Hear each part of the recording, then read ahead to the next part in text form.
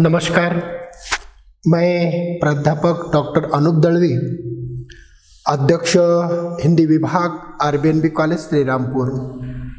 आज हम SYBA इस कक्षा की हरिशंकर परसाई जी के द्वारा लिखित प्रेम की बिरादरी इस कहानी का अध्ययन करेंगे। हरिशंकर परसाई हिंदी साहित्य में प्रमुख व्यंग्यकार के रूप में विख्यात हैं। उन्होंने राजनीतिक, सामाजिक, आर्थिक विसंगतियों तथा साहित्यिक स्थितियों पर तीखे व्यंग्य किए हैं। व्यंग्य लेखन में परसाई जी का विशिष्ट स्थान है तथा शैली भी है। जिस चुटकुले पर और मधुर तीखेपन के लिए परसाई जी के व्यंग्य विख्यात है, सीधी सरल भाषा में तीखे, सधे और दूर तक मार करने वाले व्यंग्य बाणों के धनी परसाई जी के व्यंग्य साहित्य नित नितन भाव से समृद्ध हुए हैं। परसाई जी के साहित्य का मूल स्वर व्यंग्य है। समाज को जर्जरित करने वाली रूढ़ियां, सामाजिक और राजनीतिक जीवन में फैले हुए भ्रष्टाचार, भाई भतीजावाद, पाखंड, ढोंग आदि का पर्दाफाश करने में उनके व्यंग्य सिद्धहस्त है। सामाजिक विसंगतियां अर्थात व्यक्ति और समाज की कमजोरियों को आधार बनाकर ऐसे चुटकी देते हैं कि देखते ही बनता है। उनके व्यंग्य शब्दों के बने हुए चाबुक हैं। उनकी भाषा सहज, सरल और प्रवाह युक्त है। आज हम हरिशंकर परसाई जी की प्रेम की बिरादरी इस कहानी का अध्ययन करेंगे। इस कहानी में लेखक ने प्रेम के विभिन्न स्वरूपों पर व्यंग्य किया है। जाति व्यवस्था की कट्टरता का पर्दाफाश प्रस्तुत कहानी के माध्यम से किया है। अर्थात जाति की व्याख्या की जाती है जो कभी नहीं जाती वह जाति, परंतु प्रेम एक स्वच्छंद एवं तरल भावना है। निकटतम सानिध्य और सहवास के कारण यह भावना बलवती होती है और प्रेम के रूप में परिणत होती है। प्रेम के सामने न कोई जाति होती है, न कोई धर्म मायने रखता है। प्रेम एक ऐसी चिंगारी है कि जो फूंक मारने से बुझती नहीं बल्कि और अधिक प्रज्वलित हो जाती है। मतलब उसका जितना विरोध करने का प्रयास किया वह प्रवृत्ति उतने ही प्रबल रूप में उभर कर सामने आती है। लेखक ने व्यंग्यात्मकता के माध्यम से अंतरजातीय विवाह के संबंध में समाज की अनेक गलत फहमियों को दूर करने का स्तुत्य प्रयास प्रस्तुत कहानी के माध्यम से किया है। अतः हरिशंकर परसाई जी कहते हैं कहानी में कि उनका सब कुछ पवित्र है। मतलब जिन लोगों का सब कुछ पवित्र है कि जिन्होंने अपनी ही जाति में शादी की है और 7 जन्मों तक निभाने का उन्होंने वादा किया है। उन्होंने अपने लड़के तथा लड़की की शादी हमेशा मंडप में की है। अपनी लड़की के लिए उन्होंने दहेज दिया है और लड़के के लिए उन्होंने दहेज लिया है। साथ ही लेखक व्यंग्यात्मकता से कहते हैं उनका सब कुछ पवित्र है, उनकी प्रॉपर्टी है, फुर्सत में रहते हैं, दूसरों की कलंक चर्चा में समय काटते हैं, फिर भी उससे समय बच जाता है तो उनमें मोह के सफ़ेद बाल उखाड़ देते हैं और बर्तन बेचने वाले की राह देखते हैं। लेखक कहते हैं लोग फुर्सत के समय लोक निंदा में अपना समय व्यतीत करते हैं। यह अत्यंत बुरी बात है। पवित्रता के मोह से लोग अपवित्रता की चर्चा करते हैं। अपने पवित्र मोह से लोक निंदा करने वाले लोग चर्चा करते हैं। पिछले दिनों 2 लड़कियों की भागने, 3 स्त्रियों के गर्भपात, 4 की गैर बिरादरी में शादी और 2 पतिव्रताओं के प्रणय प्रसंग वह बता चुके हैं। दूसरों के बुराइयों से लोग आनंद का अनुभव करते हैं तथा अपनी मजेदार चर्चाओं का विषय बना देते हैं। इस पर लेखक ने व्यंग्य किया है। लेखक एक आदमी की बात दोहराते हुए कहते हैं कि उनके लिए भोजन के बाद कलंक चर्चा का चूर्ण फांकना जरूरी होता है। वह लेखक को कहते हैं, अमुक अमुक साहब की लड़की अमुक अमुक लड़के के साथ भाग गई और दोनों ने इलाहाबाद में जाकर शादी कर दी। कैसा जमाना आ गया है। लेखक सोचते हैं यह आदमी बुरे जमाने से दुखी नहीं है, वह आदमी उससे सुख की अनुभूति करता है। लेखक उचित ही कहते हैं, कुछ लोग बहुत चतुर होते हैं, वे सामूहिक पतन से अपने निजी गौरव का मुद्दा निकाल लेते हैं और बुरे अपने को उनमें से बरी कर देते हैं, अपने पतन से बरी हो जाते हैं। जो आदमी बुरे जमाने के आने इसकी बात कर रहा है, लेखक उस आदमी से कहते हैं, इससे परेशान होने की क्या बात है। अपने देश में अच्छी शादियां लड़की भागकर ही हुई है। श्री कृष्ण ने रुक्मिणी का हरण किया था और अर्जुन ने श्री कृष्ण की बहन सुभद्रा का हरण किया था। इसमें कृष्ण की रजामंदी अर्थात इच्छा थी, भाई अगर सहयोग करें, कोऑपरेट करें तो लड़की भागने में आसानी होती है। प्रतिक्रिया स्वरूप वह आदमी संभाल कर बोलता है।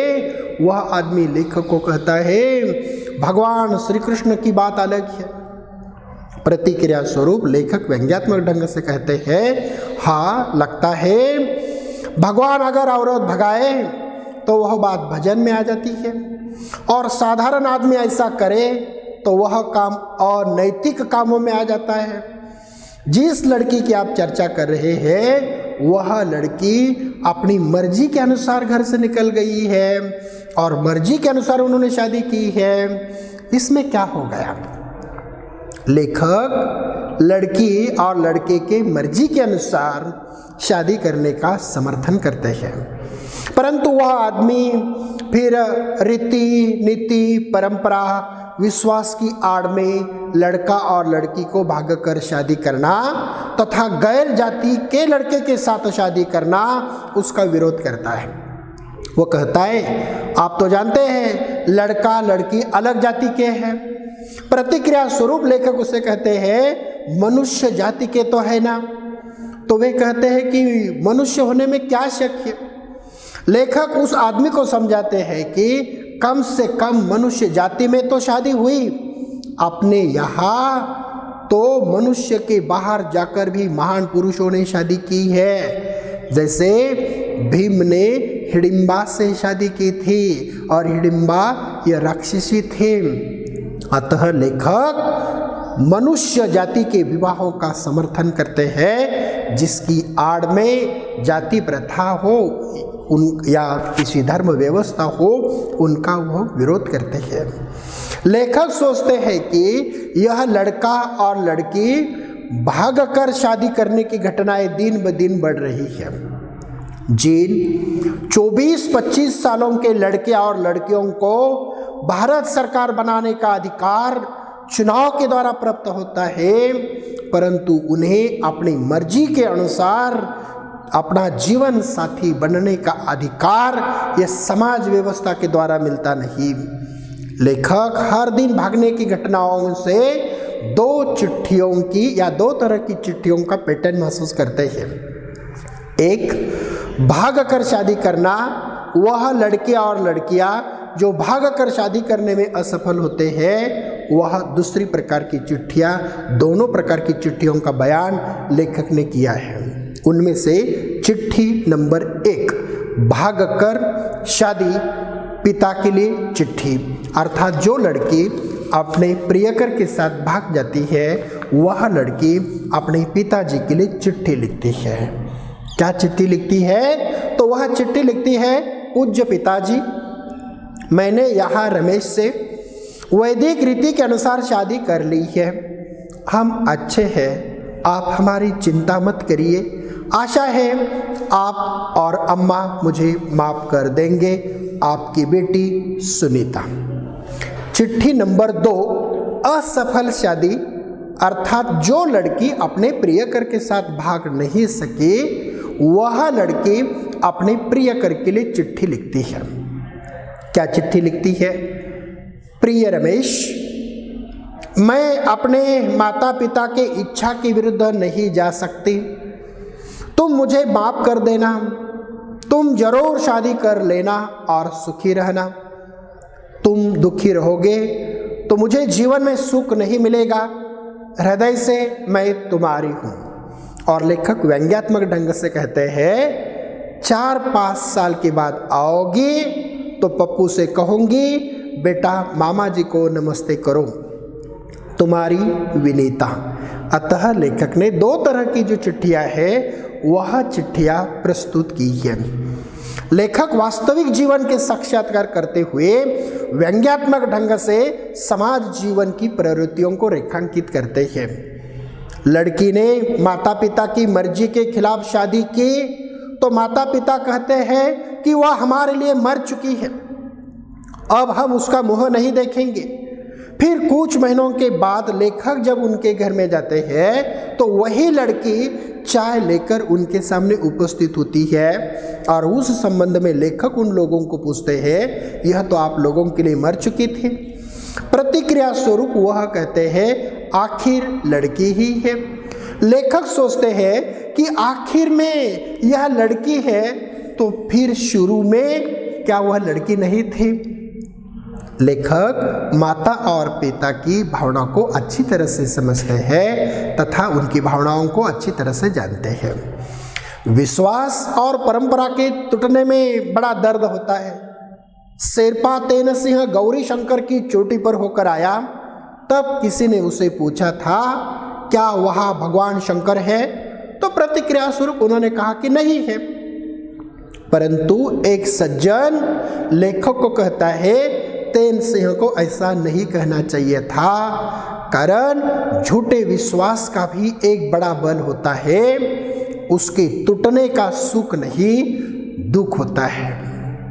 लोग परंपरा से इतने चिपक गए हैं कि वह झूठी बात पर भी विश्वास करते हैं।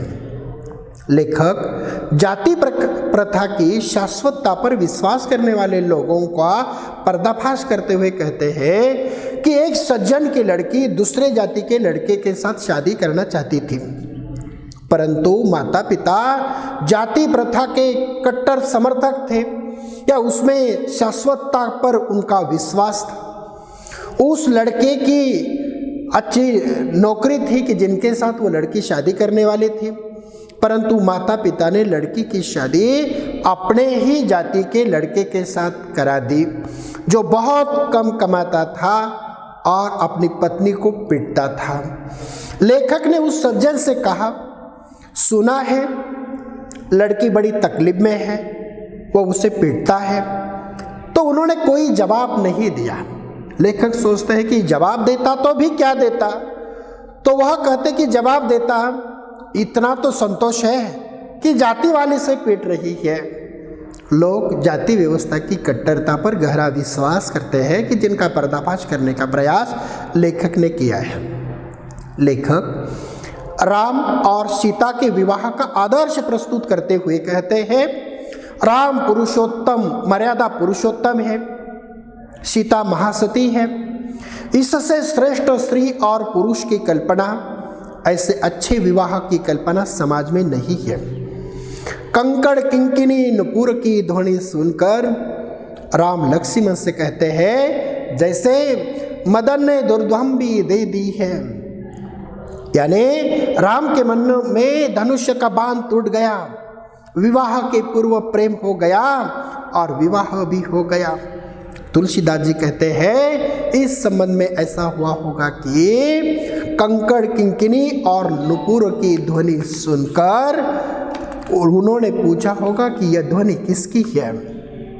लक्ष्मण ने कहा होगा यह जनक की लड़की सीता की है। तब राम ने पूछा होगा क्या जनक अपनी ही बिरादरी के हैं? अतः लक्ष्मण ने कहा होगा जनक अपनी ही बिरादरी के हैं। और उसी समय राम ने कहा होगा तभी मेरा मन डोल गया, दूसरी बिरादरी की होती तब मेरे मन में कोई असर नहीं होता। प्रेम की कोई जाति नहीं होती, प्रेम का कोई धर्म नहीं होता। एक हिंदू प्रेम, एक मुसलमान प्रेम, एक ब्राह्मण प्रेम, एक ठाकुर प्रेम, एक अग्रवाल प्रेम, एक कोई जावद आलम किसी जयंती गुहा से शादी कर लेता है तो सारे देश में हल्ला हो जाता है और दंगा भी करवा सकते हैं। लेखक ने इसी मनोवृत्ति का पर्दाफाश करते हुए तरुण और तरुणी का व्यंग्यात्मक वार्तालाप प्रस्तुत किया है। जैसे तरुण उस तरुणी से पूछता है क्या आप ब्राह्मण हैं, और ब्राह्मण है तो किस प्रकार के ब्राह्मण हैं? तो तरुणी कहती है क्यों, क्या बात है? तो तरुण कहता है कि कुछ नहीं, जरा आपसे प्रेम करने का इरादा है। तो तरुणी कहती है तो मैं खत्री हूं। तो तरुण कहता है तो मेरा आपसे प्रेम नहीं हो सकता क्योंकि मैं ब्राह्मण हूं। अर्थात किसी की जाति पूछकर, धर्म पूछकर यह प्रेम की भावना बलवती नहीं होती, यह स्वच्छंद एवं तरल भावना है। मूल्य कभी स्थायी और कोई भी परंपरा कभी शाश्वत नहीं होती, वह परिवर्तनशील है। परंतु मूर्खता के सिवाय कोई भी मान्यता शाश्वत नहीं। यह मूर्खता मरकर बार बार जीवित होती है। लड़के या लड़की की भागकर शादी करने का प्रयोजन माता पिता की बाधा मानते हैं। अतः लेखक तरुण का क्रांतिकारी जो परिवर्तन है वह महसूस करते हैं। एक बुजुर्ग शादी ब्याह तथा जाति अंतर्गत विवाह में अनुभव का जिक्र करता है, परंतु लेखक कहते हैं कि अनुभव का महत्व है, पर अनुभव से ज़्यादा महत्व है कि किसी ने अनुभव से क्या सीखा। अगर 50 सालों के अनुभव से दबना सीखा हो या दबना चाहिए ये सीखा उन्होंने अनुभव से सीखा हो तो निष्कर्ष में कीमत में शक हो सकता है। अगर किसी ने अनुभव से डरना नहीं चाहिए ये सीखा हो तो लेखक कहते हैं कि आप 50-60 वर्षों की बात करते हैं। केंचुआ ने किन चीज़ों से अपने लाखों सालों के अनुभव से यह सीखा है कि रीढ़ की हड्डी नहीं होनी चाहिए। लेखक ने समाज की वास्तविक स्थितियों का अवलोकन करते हुए समाज की निरर्थक रूढ़ियों का या उनकी परंपराओं का खंडन किया है, पर्दाफाश किया है तथा समाज में प्रचलित अनेक प्रकार की गलतफहमियों का पर्दाफाश करते हुए उनमें एकता स्थापित करने का स्तुत्य प्रयास हरिशंकर प्रसाद जी ने प्रस्तुत कहानी में किया है। संक्षेप में कहा जा सकता है, प्रस्तुत कहानी में हरिशंकर प्रसाद जी ने समाज में प्रचलित रूढ़ियाँ और परंपरा का पर्दाफाश करते हुए मानवता धर्म की स्थापना की है। जाति धर्म की संकुचित भावना के परे जाकर प्रेम की उदात्त भावना को साकार करने का स्तुत्य प्रयास हरिशंकर प्रसाद जी ने प्रस्तुत कहानी में किया है। जब तत्वों के अनुसार हम लोग इस कहानी का अनुशीलन करते हैं तो कथा वस्तु के रूप में प्रेम की उदात्त भावना का चित्रण हम लोगों ने देखा। सामाजिक विसंगतियों पर प्रहार, व्यंग्यात्मक ढंग से जातिगत भेद का चित्रण का पर्दाफाश करने का प्रयास किया। समाज को जर्जरित करने वाली रूढ़ियाँ तथा परंपराओं का पर्दाफाश किया गया है। पात्र तथा चरित्र चित्रण के रूप में स्वयं लेखक तथा एक सामाजिक पात्र जिनका चित्रण हुआ है। कथोपकथन के रूप में ये व्यंग्यात्मक कथन है। लेखक उस आदमी से कहते हैं तो कम से कम मनुष्य जाति में तो शादी हुई, आपने यहाँ मनुष्य के बाहर जाकर भी महान पुरुषों ने शादी की है, जैसे भीम ने हिडिंबा से शादी की है और हिडिंबा ये राक्षसी थी। देश काल वातावरण के रूप में रूढ़ी एवं परंपरा से ग्रस्त समाज का चित्रण किया है। परिवर्तित जीवन मूल्यों का चित्रण किया है। परंपरा से कोई शाश्वत नहीं होती तथा कर्मकांडों का पर्दाफाश करने का प्रयास किया है। भाषा शैली के रूप में व्यंग्यात्मक भाषा, प्रसंगानुरूप भाषा, संवादात्मक शैली और उद्देश्य के रूप में लेखक ने प्रेम की तरल एवं स्वच्छंद भावना का चित्रण किया है, जो किसी धर्मगत एवं जातिगत भावना से उनके खिलाफ होती है। उनका स्वच्छंद चित्रण करने का प्रयास प्रस्तुत कहानी में हरिशंकर परसाई जी ने प्रेम की बिरादरी इस कहानी में किया है। धन्यवाद।